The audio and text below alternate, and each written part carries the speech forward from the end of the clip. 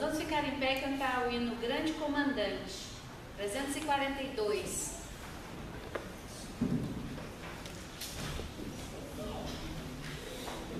3, 4, 2.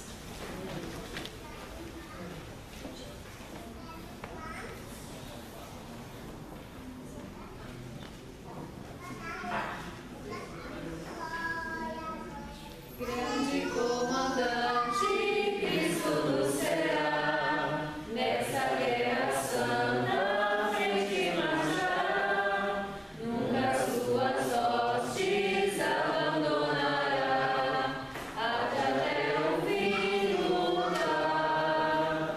Sempre avante, manda o general, sempre avante, guerra contra o mal. Firmes, fortes, nunca vacilar, com Jesus havemos de ganhar. Seu perdão glorioso vamos defender, hostes inimigas sempre combater. Nosso general por sempre irá vencer, seguiremos a Jesus. Sempre avante, manda o general, sempre avante, guerra contra o mal. Firmes, fortes, nunca vacilar, com Jesus havemos de ganhar.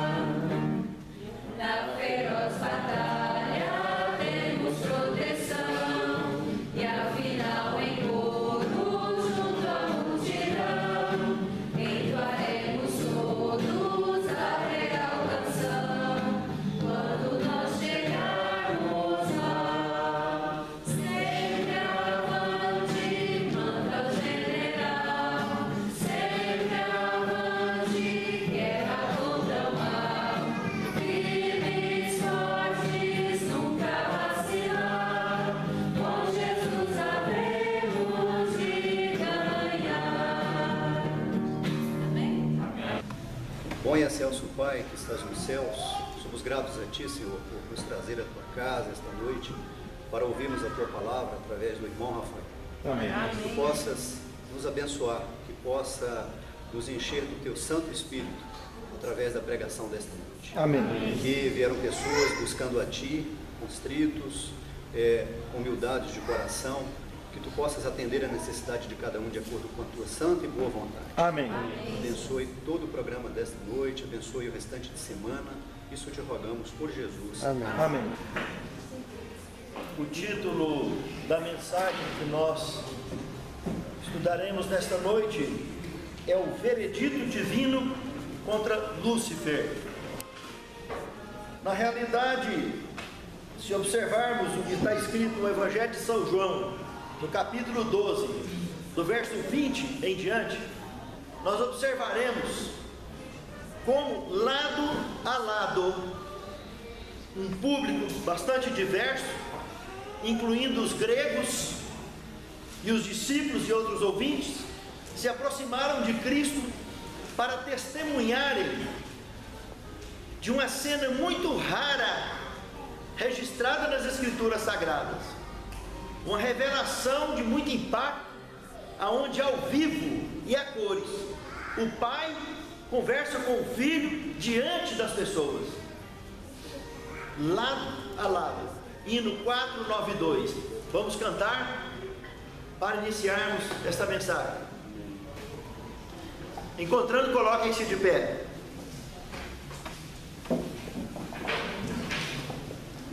Quatro, 9, 2.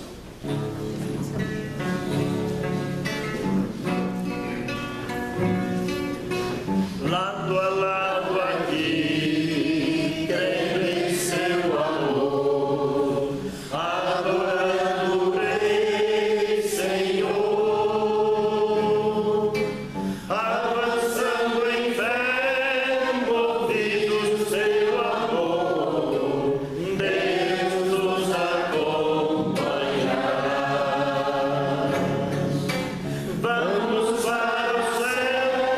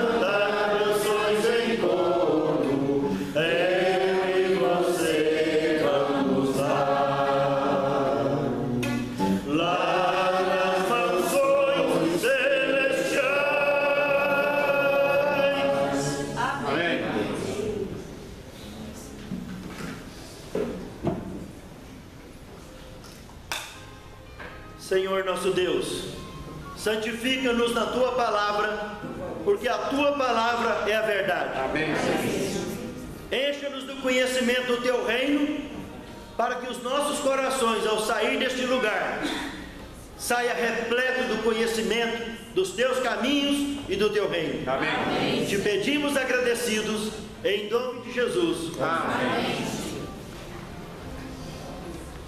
Do verso 20 ao verso 22 do capítulo 12 do Evangelho de São João, temos então o seguinte relato, que isso aqui aconteceu no ano 31 da era cristã, pouco antes da última ceia que Jesus tomaria com seus discípulos.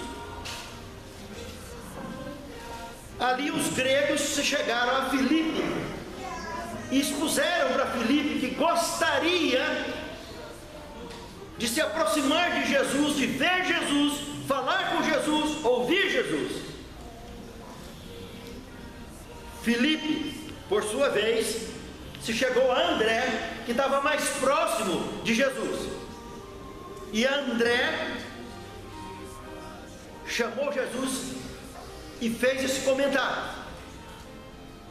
De cara, no verso 23, nós vimos a resposta de Jesus. Respondeu-lhe Jesus: é chegada a hora de ser glorificado o Filho do Homem. André entendeu a resposta, Filipe também, já deu sinal para eles virem logo, que já ia começar, eles já conheciam Jesus, que a mensagem ia aprofundar, eles já viram que Jesus ia pegar pesado. Com isso que ele falou aqui, verso 24: em verdade vos digo, que se o grão de trigo caindo na terra não morrer, fica ele só, mas se ele morrer dá muito fruto. Ele começou a falar da morte dele, começou a avisar, comparar com o trigo, que para o trigo nascer, a semente tem que morrer. Veja bem, aqui estava no final de 3 anos de caminhada, já praticamente 3 anos e meio de caminhada. Jesus já tinha falado algumas vezes sobre a questão da sua morte, e quando eles perceberam o nível da conversa nessa época, nessa altura do campeonato, deram sinal para que eles viessem logo. E quem ama, verso 25, a sua vida, perdê-la-á.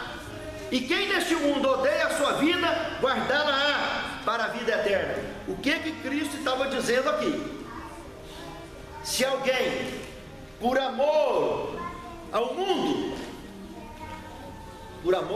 deixa as coisas de Deus, está perdido. Mas se por amor a Deus deixa as coisas do mundo e serve a Deus em espírito e em verdade, esse será agraciado com a salvação, porque não existe fé sem renúncia. Nós, cada um de forma individual, nascemos, fomos criados, tivemos cada um a maneira apropriada que cada pai e cada mãe nos educaram. Contudo, um dia, cada homem, cada mulher, cada jovem terá que fazer suas próprias escolhas. Mas quando se trata da educação celeste, é um filtro único, é um padrão único, é uma referência única, que todo mundo vai ter que fazer uma escolha. E aí é que a coisa complica. Porque se nós não buscarmos a Cristo para nos ajudar nessas escolhas, nós enfrentaremos situações que não adianta chorar e nem voltar para trás.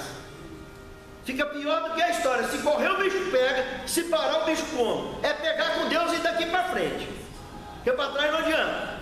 Mas se fizer a escolha bem feita, inspirada em Cristo, meus amados, o sofrimento é menor, o caminho é mais curto, é mais tranquila a jornada.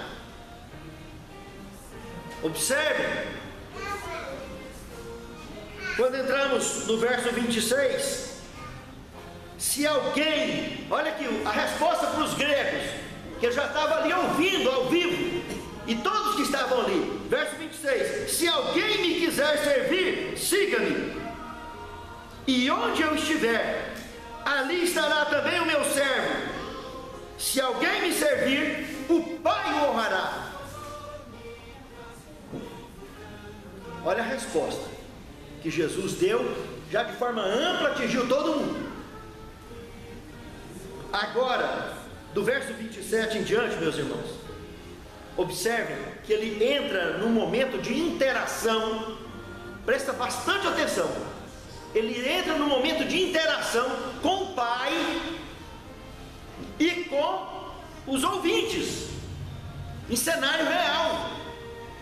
Só que vocês vão perceber aqui dentro desse cenário, que quando o Pai responde para ele, fala com ele, eles não entendem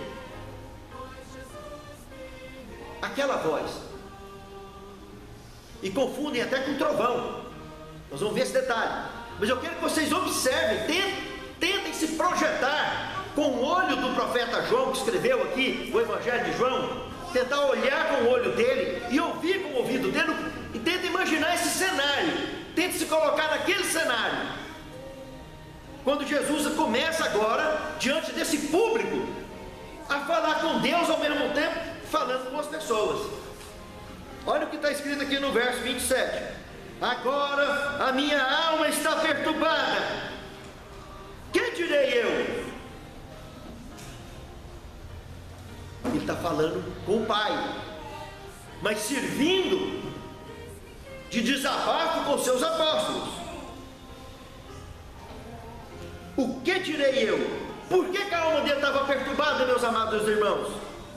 No verso 31 e 32, nós temos a resposta do porquê que a alma dele estava perturbada. Olha lá: agora é o juízo deste mundo, agora será expulso o príncipe da treva deste mundo, e eu, quando for levantado da terra, atrairei todos a mim. Presta atenção, Jesus está dizendo agora, naquele momento, o príncipe das trevas estava sendo julgado, e o Pai estava comunicando isso para ele, estava revelando isso para ele. Só que aqueles ouvintes não estavam entendendo nada daquela comunicação.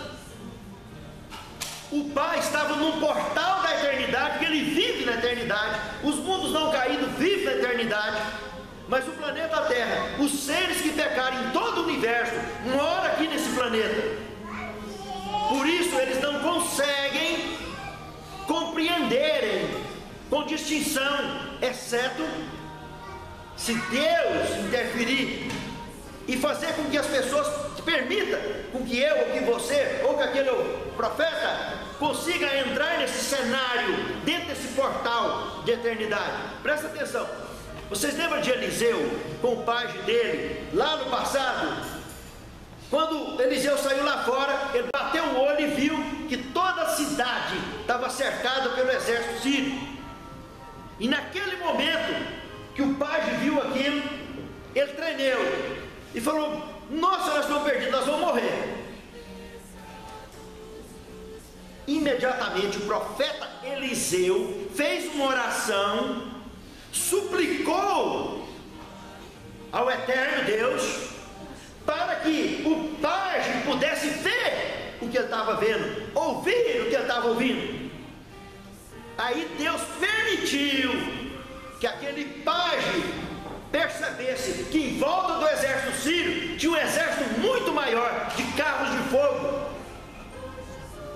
Ele teve a permissão de entrar no portal eterno por um instante, como foi João entrou e escreveu o Apocalipse, Ezequiel entrou, os antigos profetas, os profetas do Novo Testamento, o apóstolo Paulo, a irmã White. Essas pessoas entraram. Só que Paulo, quando entrou e viu o que ele viu, ele preferiu dizer o seguinte: o que eu vi lá são ditos indizíveis.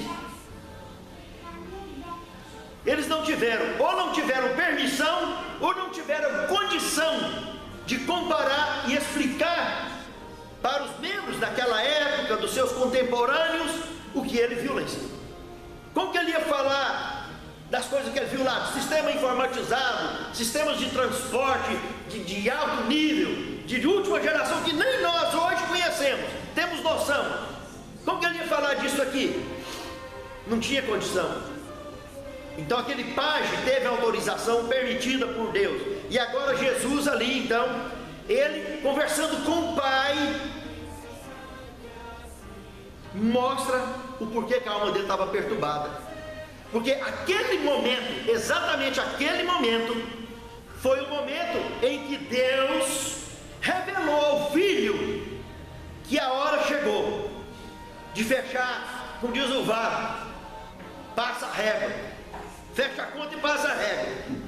Chegou o momento esperado por milhares de anos, o momento de ser colocado em evidência ativa e não mais passiva, o plano da redenção. Só que para isso, o compromisso tinha que ser completo, porque o sangue do único da espécie, unigênito, único da espécie, teria que ser derramado.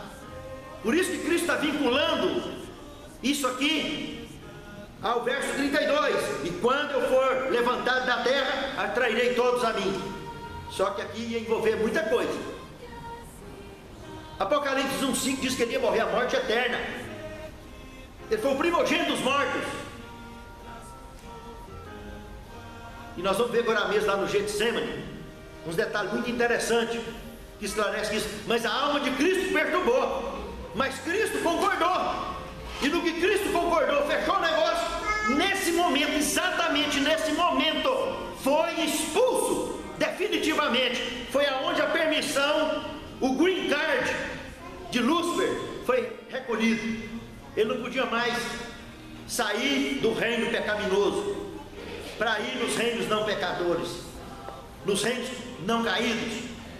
Foi nesse momento que ele afirmou aqui bem claro no verso 31: agora está, é o juízo deste mundo, e será expulso o príncipe deste mundo.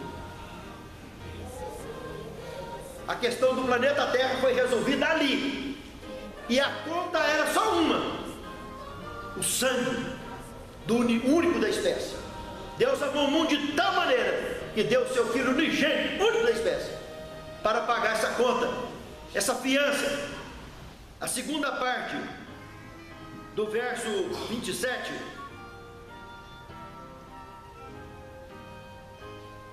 mostra o restante. E que direi eu? Pai, a hora que Jesus se dirigiu a ele: Pai, salva-me desta hora. Jesus perguntou para ele: Pai, salva-me desta hora. Mas para isso vinha esta hora. Verso 28: Pai, glorifica o teu nome. Veio então do céu uma voz e diz para Jesus, o Pai responde, está na frente de todo mundo, tenta se colocar lá naquele cenário, meus irmãos. Jesus está pregando e tem diversos públicos diferentes ouvindo ele conversar com o Pai, mas não estava entendendo aquela voz de volta. Já o tenho glorificado, o Pai diz para ele, e outra vez o glorificarei. O verso 29: a multidão, pois, que ali estava, e que a ouviu essa voz, todo mundo, dizia ter havido um trovão, e outros diziam, um anjo lhe falou. Está aqui, meus irmãos, ao vivo e a cor, não foi eu que escrevi a Bíblia, está aqui, uma conversa entre Cristo e o Pai. O Pai conversa em alta voz, em alto e bom som.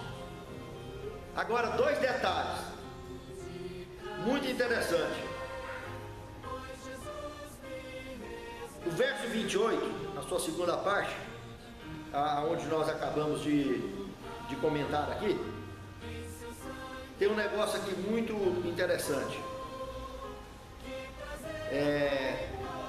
Nessa interação que aconteceu ali, a língua que o Pai falou com Cristo é a língua universal do reino de Deus. Esse é o primeiro passo. Vocês lembram de Coríntios 13, 1? Ainda que eu falasse a língua dos e não tivesse, nada seria. Então, a língua dos, qual é a língua dos anjos? Se a gente voltar lá para o Gênesis, na Torre de Babel, nós vamos perceber de maneira bem clara que até ali, há 2000 anos antes de Cristo, só 2000 anos antes de Cristo, todo o planeta Terra falava uma só língua. Existiu uma língua universal.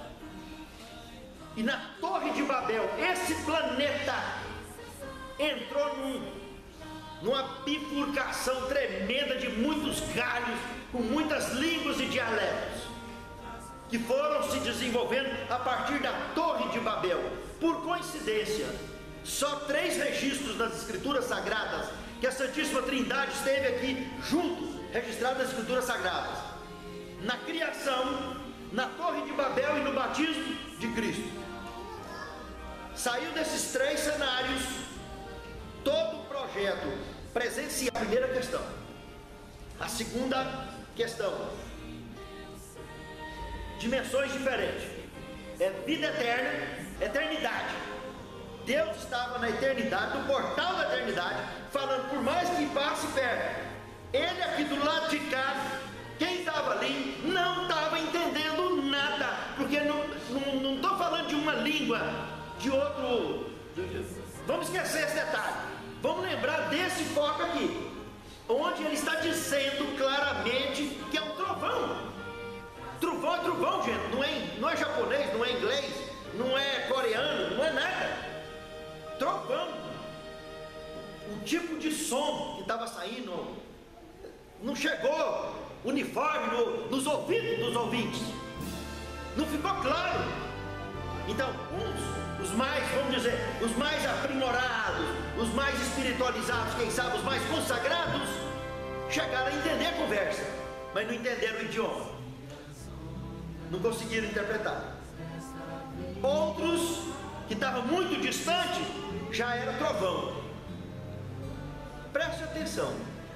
Mas o Espírito Santo de Deus usou o profeta João para interpretar aquele cenário.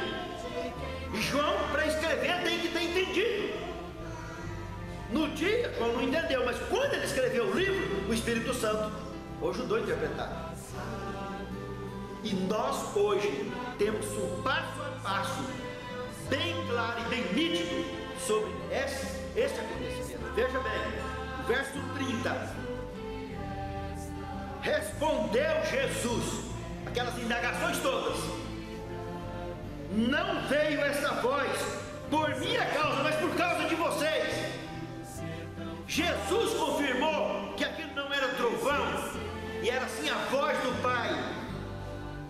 Afirma de forma categórica: agora é o juízo deste mundo, agora será expulso o príncipe deste mundo. E ali então o assunto desse planeta estava resolvido de uma vez por todas. Só que o custo é alto. A conta veio para as costas de Cristo, e nós precisamos ter consciência disso, desse alto custo da minha e da sua salvação. Por isso tem peso as nossas escolhas. Não é simplesmente ser ou não ser cristão, é muito mais que isso. É aceitar ou não aceitar o sacrifício do Calvário, aceitar o pagamento, a fiança, que não tem outra moeda que pague, e já está pago.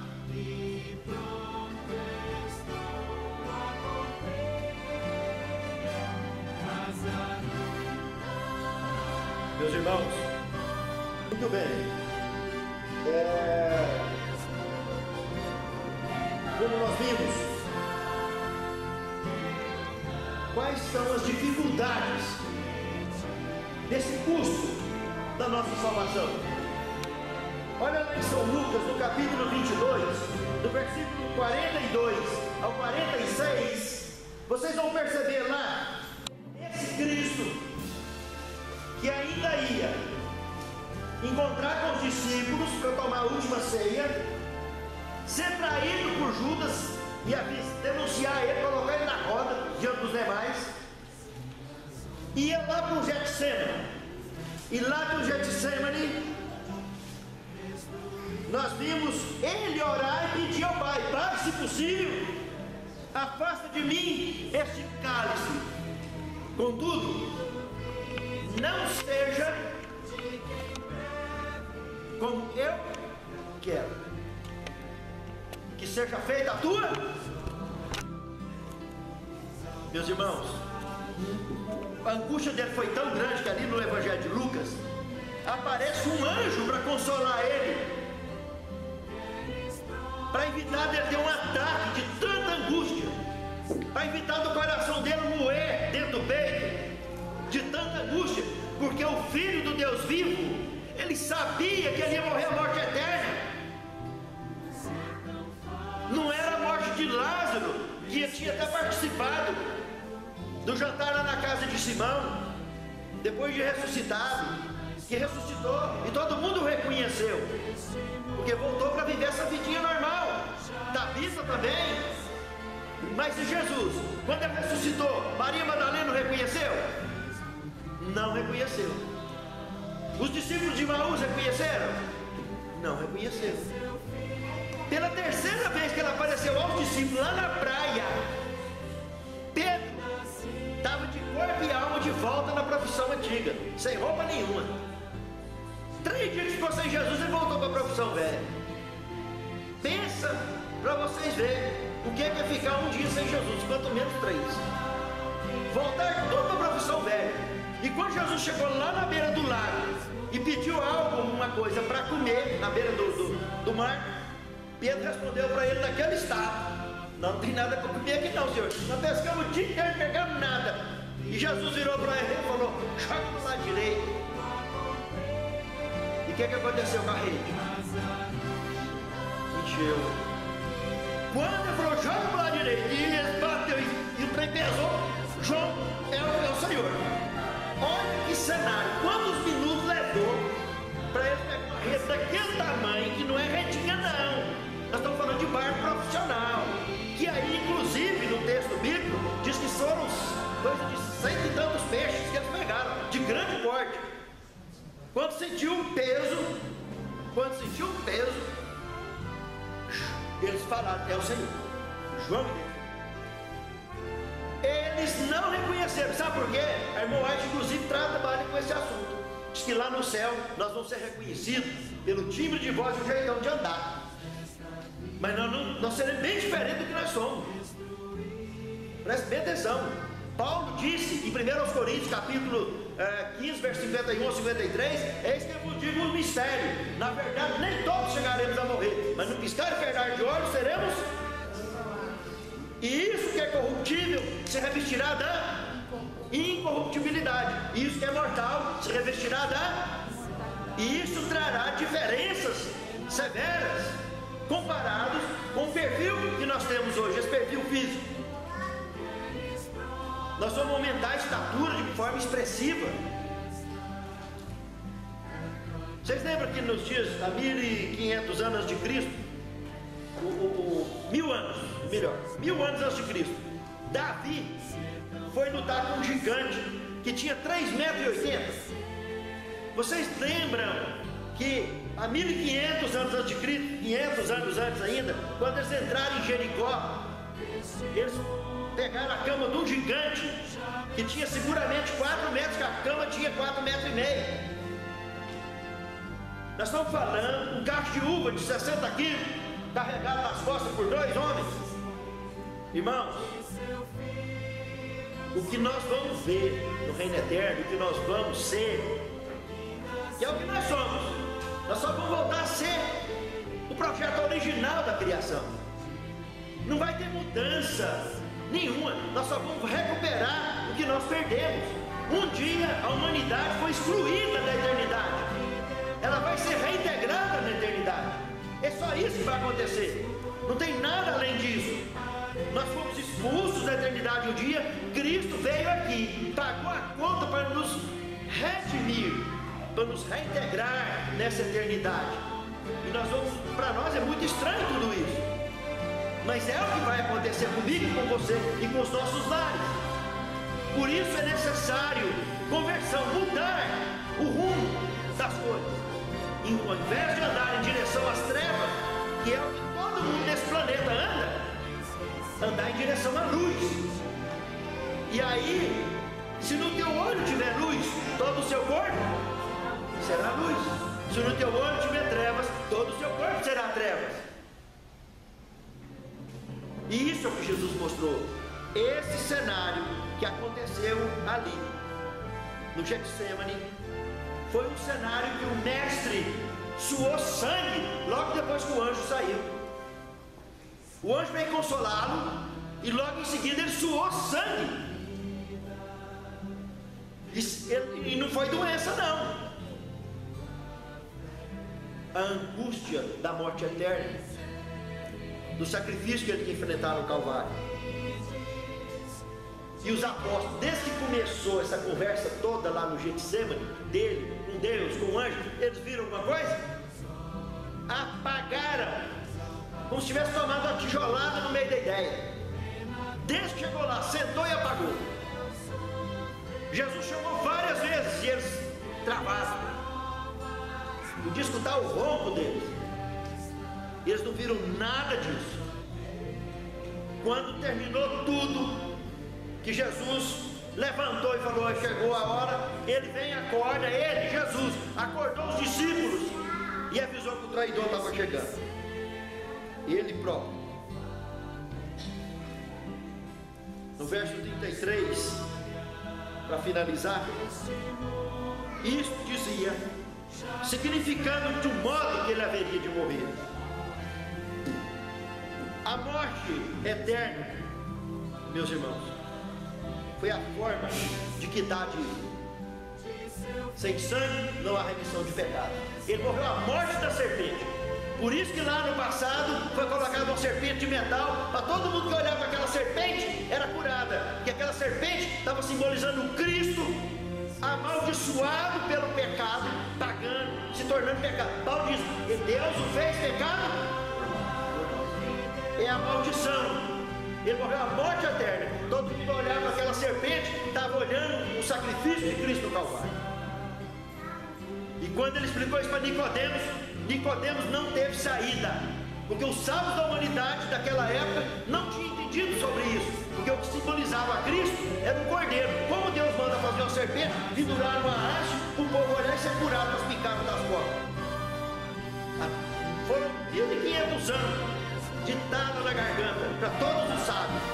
E aí Jesus revela para Nicodemos, no Evangelho de São João, capítulo 3, deixa bem claro para ele: como Moisés levantou a serpente no deserto, eu também serei erguido da terra. Como ele disse aqui também, atrairei todos a mim. Basta olhar para ele e aceitá-lo. O nosso olho e o nosso corpo e a nossa vida encherá de luz. Amém. E nós seremos a luz do mundo e o sal da terra. É o amor que vai motivar as nossas escolhas. Nós aprenderemos o que é perdão, o que é amor de verdade, amor ágape. Perdoar e esquecer, não é ficar jogando na cara, entende, irmãos? E isso só vai acontecer se nós comungarmos com a luz, porque com essa luz verdadeira o olho enche, o corpo enche, e nós vamos distribuir isso, porque nós somos a luz do mundo. Amém. Meus irmãos, o outro segundo ponto, o custo da nossa salvação e o peso das nossas escolhas. Meus amados irmãos, que Deus nos abençoe, que Deus nos guarde, para que a nossa jornada nesse mundo possa nos envolver na missão do Espírito Santo, de convencer o mundo do pecado, da justiça e do juízo. Isso é uma parceria. A chuva serôdia vai cair, mas a temporã já caiu. Você só vai receber a serôdia se você usufruir da temporã. O fruto só madura Se a semente for boa e for aguada, a temporânea vai aguar a semente, para a planta ter força. Se ela não for aguada a semente, se a planta não adquirir força, como é que você vai querer que tenha fruto? É aquela chuva que foi colocada no plantio e na entre safra, que caiu lá no Pentecostes, que foi feito poderes, foi distribuído poder à vontade, milagres à vontade, que está ao nosso dispor hoje. Por algum motivo, nós precisamos refletir muito do porquê do silêncio. Pouco antes de Jesus chegar, teve esse mesmo silêncio. Cada um pegava o seu mau caminho e andava, nada de profeta, nada de advertência. Do nada aparece Cristo e um grande impacto. Mas você aceitou aquele impacto? Você recebeu a mensagem daquele impacto? Você está vivendo a mensagem desse impacto? Ou as suas escolhas ainda está aguardando você resolver os seus problemas pessoais? Você está pendurado, a sua conta está pendurada, uma lista enorme de problemas, de propósitos, de metas. Está esperando o quê? Porque para morrer basta o quê? Ou morre estando vivo e morre perdido ou morre salvo. Você que escolhe. Se você está com Deus, você vai morrer salvo. Você vai dormir. Quando Jesus estiver aparecendo nas nuvens do céu, você vai acordar que tem, olha, os que morreram há 4.000 anos antes de Cristo, eles vão levantar como se estivessem há 4.000 anos antes de Cristo. Eles vão ficar confusos quando vê aquela diferença de tamanho, cultura, e raça e cor na frente deles. Adão e Eva vai ficar embaraçado demais, irmão White fala isso. A hora que eles se levantarem e perceberem as diferenças de tamanho, de cor de pele e tudo mais. Mas eles vão levantar convicto de que estavam dormindo. E levantou, já acordou. E vai em direção ao Senhor dos ares. Porque os que morreram, eles tomarão a frente. E os que estiverem vivos, forem transformados, vai atrás, segundo batalhão, ao encontrar com o Senhor dos ares. Meus irmãos, que esse momento da breve volta de Cristo, nós, todos que estamos aqui, os nossos lares aqui representados, sem faltar ninguém, meus irmãos, possa ser contado entre aqueles que marcharão para dentro dos portais da cidade. É o meu desejo, a minha oração. Amém. Vamos cantar o hino número 152 para terminar.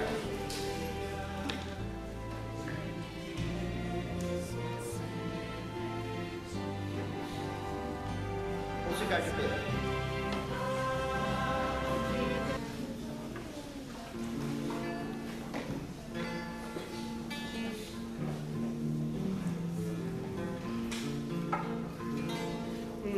Já refugia a glória eterna de Jesus, o Rei dos Reis. Breves reinos deste mundo ouvirão as suas leis. Os sinais da sua vinda mas se mostram cada vez. Vem, Senhor, vem, Jesus. Glória, glória, aleluia. Glória, aleluia. Temos te suplicar, Senhor, que tu perdoe os nossos pecados, que tu perdoe as nossas faltas e que tu nos conduzas nos teus caminhos, para que não desviemos nem para a direita e nem para a esquerda. Senhor Deus, que cada lar aqui representado naquele grande dia, Senhor, não venha a faltar dentre os escolhidos.